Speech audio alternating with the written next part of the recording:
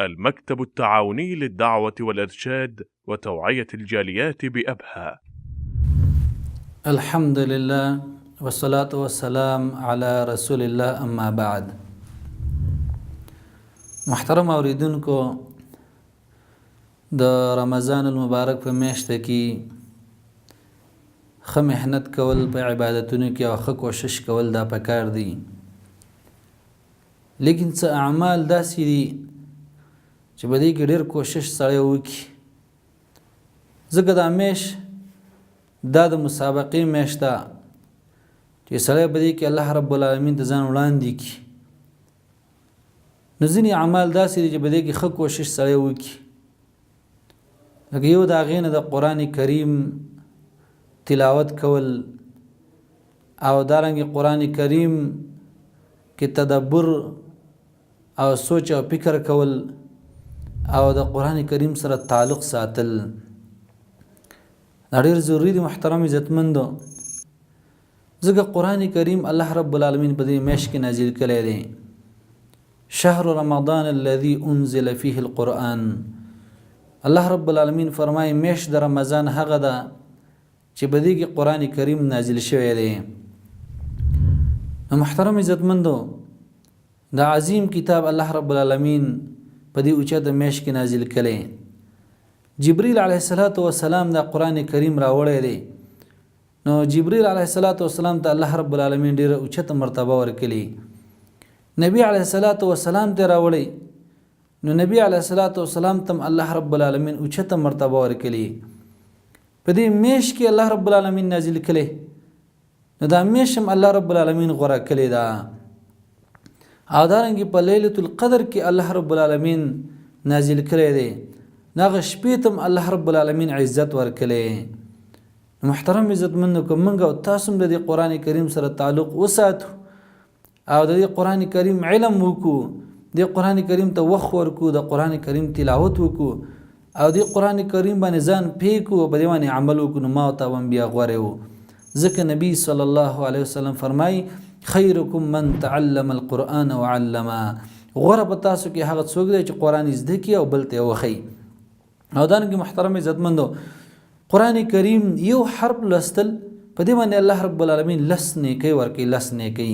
نو که سړی ډېر کوشش هم وکړي داسې بل عبادت کې دونه ډېرې نیکۍ نشي حاصلولی لکه په دې قرآن کریم په دې لوستو کې او قرآن کریم په دې علم حاصلولو کې چې څونه اجر دی څونه ثواب دی.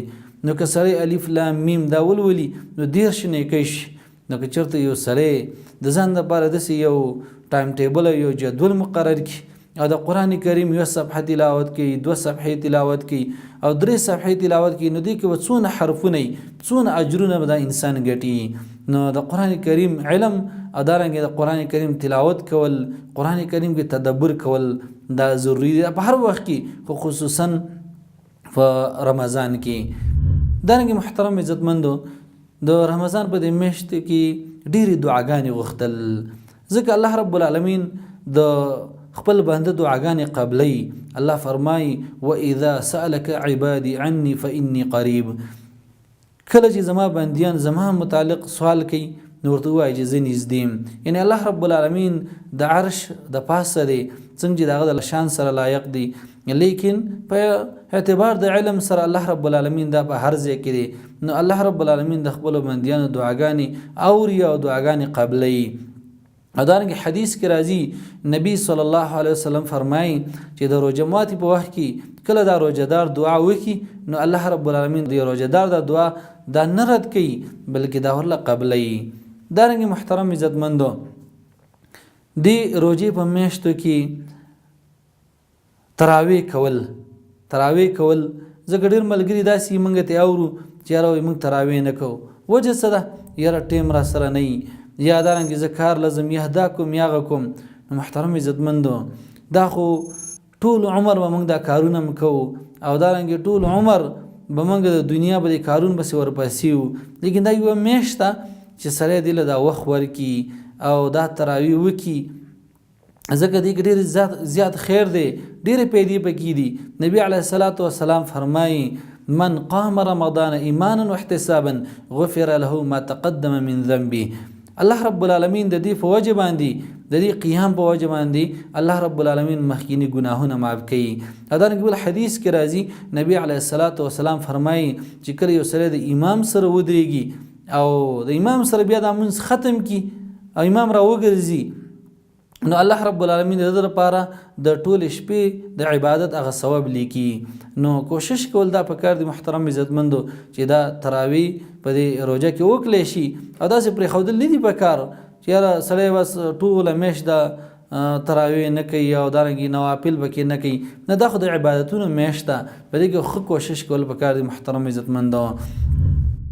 دارنګې په دې میاشت کې صدقې پکار دي یعنی هر وخت کې د سړی صدقې کوي لیکن په دې میاشت کې بیا ډېرې صدقې پکار دي ځکه نبی علیه الصلاۃ والسلام به په رمضان کې د تیز هواګانو نه او د تیز سیلۍ نه هم ډېر زیات سخي وو. نو په دې میاشت کې د سړی ډېرې صدقې وکړي او دارنګې روژهدارو ته د روژه ماتې ورکړي. ځینې داسې خلک لکه په ګاونډ کې او دارنګې په خپل خپلوانو کې داسې خلک ډېر غریبانه دي د هغه وس نه کېږي هغو ته د سړی روژه ماتې ورکړي د هغو سره تعاون وکړي. حدیث کې راځي نبی علیه الصلاۃ والسلام فرمایي چې کله یو سړی یو روژهدار ته روژه ماتې ورکړي نو الله رب العالمین د انسان د دونه اجر ورکوي چې څونه د هغه روژهدار هغه ثواب دی او د هغه په هغه اجر کې ورڅه کمی هم نه راځي. نو محترم عزتمندو چې د چا وس کېږي نو هغه د دا صدقې وکړي الله رب العالمین د دې روژهدار ته او د انسان د مسلمان ته الله رب العالمین ډېر زیات بدلی او ډېر زیات اجرونه ورکوي. دارنګې په دې روژه کې د صبر مظاهره کول یعنی په هر وخت کې د سړی صبر کوي لیکن خصوصا په دې روژه کې د سړی صبر وکړي ځکه ډېر کله د داسې لکه موږ وینو اکثر زموږ بازارونو کې خلک جنګ جګړې کوي لکه وجه څه ده یاره روژې یم یا څوک دا وایي یاره نسوار مې نه دي ایښی دي نو بس دماغ مې کار نه کوي نه دا روژه څه ده دا خو د عبادت میاشت ده او روژه کې صرف تا خوراک او سکاک ونه کړه نو څه چل وشو یو 15 شپږ او 8 غنټې تقریبا نو په دې کې لږ صبر وکړه د دې بدله به الله رب العالمین تا ته درکوي بلکې که څوک تا ته ردې بدې مویي او کنځلې درته وکړي نو ته ورته ووایې چې زه روژه یم ته له جواب مور کوه الله رب العالمین به تعالی د هغې بدله درکوي او په دې کې د صبر مظاهره د دواړو طرفونه پکار وي سړی دې ناکام وکړي یو بل ته صبر دې پکې کوي.